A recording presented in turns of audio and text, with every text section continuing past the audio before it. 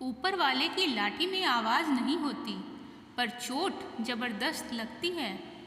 एक साधु वर्षा के जल में प्रेम और मस्ती से भरा चला जा रहा था।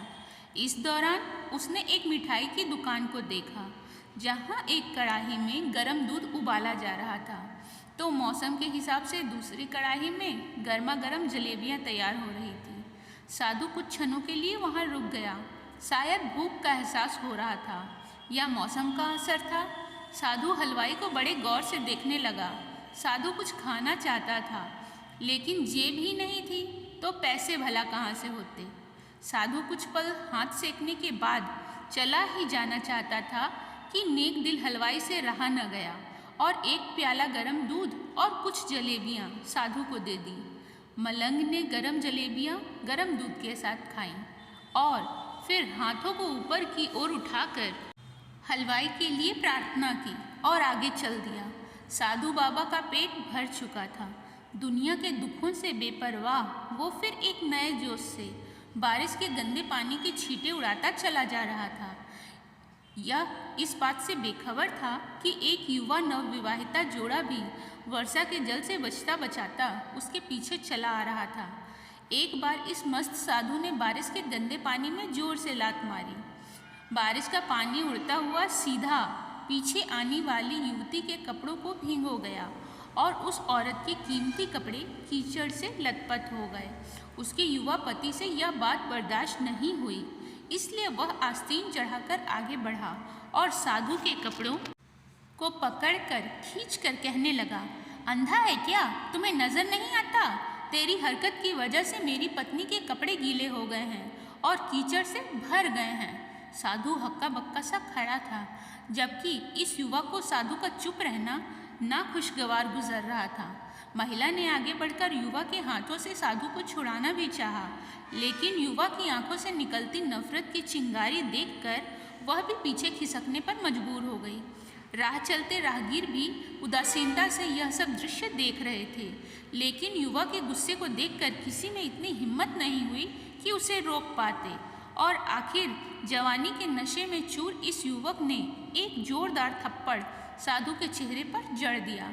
बूढ़ा मलंग थप्पड़ की ताब को सह न सका और लड़खड़ाता हुआ कीचड़ में जा गिरा। युवक ने जब साधु को नीचे गिरता देखा तो मुस्कुराते हुए वहाँ से चल दिया। बूढ़े साधु ने आकाश की ओर देखा और उसके होठों से निकला, वाह मेरे भगवान, कभी गरम दूध जलेबियाँ तो कभी गरम थप्पड़, लेकिन तू अगर चाहे तो मुझे वही पसंद है। यह कहता हुआ वह एक बार फिर अपने रास्ते पर चल दिया। दूसरी ओर वह युवा जोड़ा अपनी मस्ती को समर्पित अपनी मंजिल की ओर अग्रसर हो गया। थोड़ी ही दूर चलने के बाद वे एक मकान के सामने पहुंचकर रुक गए। वे अपने घर पहुंच चुके थे। युवा अपनी जेब से चाबी निकालकर अपनी पत्नी से हंसी मजाक करते हुए ऊपर घर की सीढ़ियां चढ़ रहा था। बारिश के कारण सीढ़ियों पर फिसलन हो गई थी। अचानक युवा का पैर फिसल गया और वह सीढ़ियों से नीचे गिरने लगा।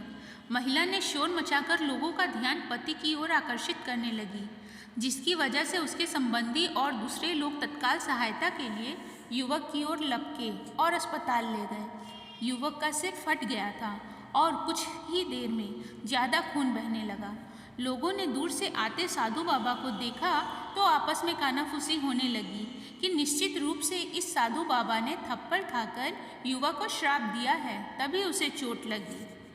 दूसरे युवकों ने यह बात सुनकर साधु बाबा को घेर लिया। एक युवक कहने लगा, आप कैसे भगवान के भक्त हैं जो केवल एक थप्पड़ के कारण युवा को श्राप दे बैठे? भगवान के भक्त में रोष व गुस्सा हरगिज नहीं होना चाहिए। आप तो जरा सी असुविधा पर भी धैर्य न धर सके। साथ बाबा कहने लगा, भगवान कसम, मैंने इस युवा को श्राप नहीं दिया।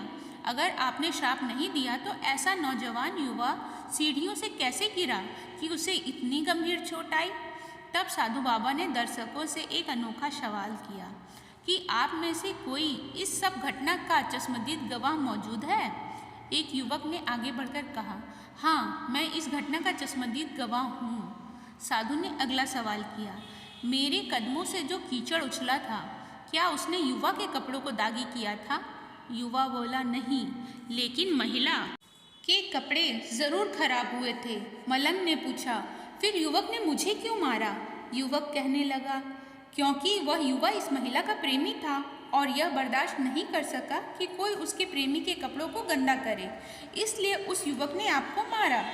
युवक की बात सुनकर साधु बाबा ने एक जोरदार ठहाका बुलंद किया और यह कहता हुआ वहाँ से विदा हो गया, तो भगवान की कसम, मैंने श्राप कभी किसी को नहीं दिया, लेकिन कोई है जो मुझसे प्रेम रखता है। अगर उसका यार सहन नहीं कर सका तो मेरे यार प्रभु को कैसे बर्दाश्त होगा कि कोई मुझे मारे। मेरा यार इतना शक्तिशाली है कि दुनिया का बड़े से बड़ा राजा भी उसकी लाठी से डरता है। सच है, उस परमात्मा की लाठी दिखती नहीं और आवाज़ भी नहीं करती, लेकिन पड़ती है तो बहुत दर्द देती है।